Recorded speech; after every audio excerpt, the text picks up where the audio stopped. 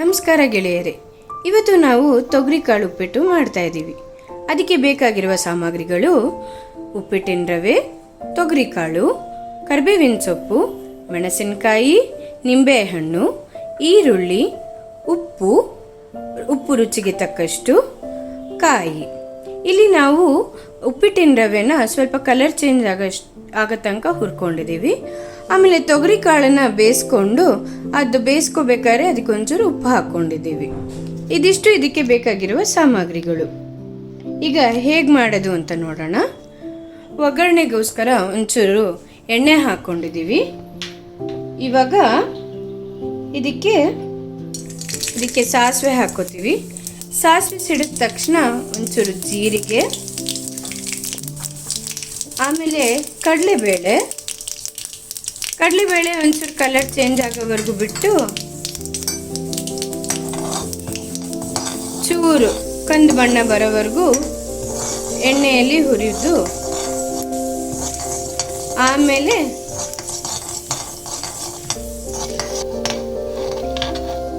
ಈರುಳ್ಳಿ ಹಾಕೋತಾ ಇದ್ದೀವಿ.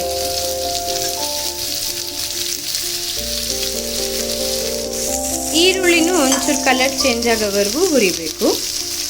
ಈರುಳ್ಳಿ ಜೊತೆಗೆ ಮೆಣಸಿನ್ಕಾಯಿ ಹಾಕ್ಕೊಂಡು ಸ್ವಲ್ಪ ಫ್ರೈ ಮಾಡ್ಕೊಳ್ತಾ ಹೋಗಬೇಕು. ಈರುಳ್ಳಿ ಕಲರ್ ಚೇಂಜ್ ಆಗೋವರೆಗೂ. ಜೊತೆಗೆ ಕರಿಬೇವಿನ ಸೊಪ್ಪು ಎಲ್ಲ ಹಾಕಿ ಬಾಣಲಿ ಚೆನ್ನಾಗಿ ಹುರ್ಕೋಬೇಕು. ಈರುಳ್ಳಿ ಕಲರ್ ಚೇಂಜ್ ಆಗೋವರೆಗೂ. ಈರುಳ್ಳಿ ಬೇಗ ಒಂಚೂರು ಕಂದು ಬಣ್ಣ ಬರೋಕ್ಕೋಸ್ಕರ ಉಪ್ಪು ಹಾಕ್ಕೊಂಡು ಹುರಿದ್ರೆ ಚೆನ್ನಾಗಿರುತ್ತೆ.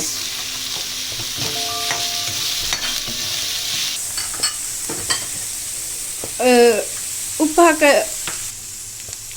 ಆಮೇಲೆ ಮೇಲೆ ಒಂಚೂರು ಅರಿಶಿನ. ಇವಾಗ ತೊಗರಿ ಕಾಳು ಹಾಕಿ ಚೆನ್ನಾಗಿ ಬಾಡಿಸ್ಕೋಬೇಕು.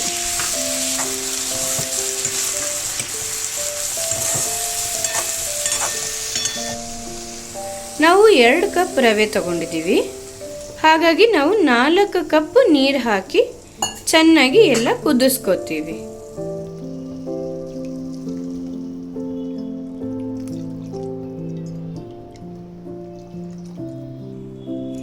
ಈಗ ಒಂಚೂರು ಉಪ್ಪು ಹಾಕೋತಾ ಇದ್ದೀವಿ. ಆವಾಗ ಈರುಳ್ಳಿಗೆ ಹಾಕಿದ್ದು ಬರೀ ಬಾಡಿಸ್ಕೊಳ್ಳೋದಕ್ಕೆ ಮಾತ್ರ. ಇವಾಗ ರುಚಿಗೋಸ್ಕರ ಮೇಲೊಂಚೂರು ಉಪ್ಪು ಹಾಕೋತಾ ಇದ್ದೀವಿ. ಈಗ 1-2 ನಿಮಿಷ ಲಿಡ್ ಕ್ಲೋಸ್ ಮಾಡಿ ಆ ನೀರು ಚೆನ್ನಾಗಿ ಕುದಿಯೋಕ್ಕೆ ಬಿಡಬೇಕು. ನೋಡಿ ವೀಕ್ಷಕರೇ, ಈಗ ನೀರು ಚೆನ್ನಾಗಿ ಕುದೀತಾ ಇದೆ. ಇದೇ ಟೈಮಲ್ಲಿ ನಾವು ರವೆನ ಹಾಕ್ಕೊಂಡು ಚೆನ್ನಾಗಿ ಕೈ ಆಡ್ಕೋಬೇಕು. ಯಾಕೆಂದರೆ ಕೈ ಆಡ್ಕೊಳ್ಳಿಲ್ಲ ಅಂದರೆ ಗಂಟಾಗೋ ಸಾಧ್ಯತೆಗಳಿರುತ್ತೆ. ಚೆನ್ನಾಗಿ ರವೆ ಹಾಕ್ಕೊಂಡು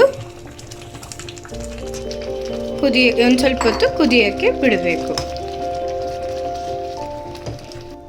ಈಗ ಗಾರ್ನಿಷಿಂಗಿಗೋಸ್ಕರ ಕೊತ್ತಂಬರಿ ಸೊಪ್ಪು. ಗಾರ್ನಿಷಿಂಗಿಗೂ ಕೂಡ ಮತ್ತು ರುಚಿನೂ ಚೆನ್ನಾಗಿ ಕೊಡುತ್ತೆ ಕೊತ್ತಂಬರಿ ಸೊಪ್ಪು. ಆಮೇಲೆ ಕಾಯಿ ಕೂಡ ಒಳ್ಳೆ ರುಚಿ ಕೊಡುತ್ತೆ. ಇದೆರಡು ಹಾಕಿ ಆಮೇಲೆ ನಿಂಬೆಹಣ್ಣಿನ ರಸ ಒಂಚೂರು ಹಿಂಡಿದರೆ ಒಳ್ಳೆ ಹುಳಿಯಾಗಿರುತ್ತೆ. ಈಗ ಎಲ್ಲ ಹಾಕಿದ್ಮೇಲೆ ಚೆನ್ನಾಗಿ ಮಿಕ್ಸ್ ಮಾಡಿಬಿಡಬೇಕು. ಈಗ ಉದ್ರುದ್ರಾಗಿ ಚೆನ್ನಾಗಿ ಸವಿಯೋಕ್ಕೆ ಸಿದ್ಧವಾಗಿದೆ ಉಪ್ಪಿಟ್ಟು. ಈಗ ಉಪ್ಪಿಟ್ಟು ಸವಿಯೋಕ್ಕೆ ಸಿದ್ಧವಾಗಿದೆ. ತುಂಬ ರುಚಿಯಾಗಿದೆ. ಇದಿಷ್ಟ ಆಗಿದರೆ ನಮ್ಮ ವಿಡಿಯೋನ ಲೈಕ್ ಮಾಡಿ, ಶೇರ್ ಮಾಡಿ ಮತ್ತು ಸಬ್ಸ್ಕ್ರೈಬ್ ಮಾಡಿ. Thank you.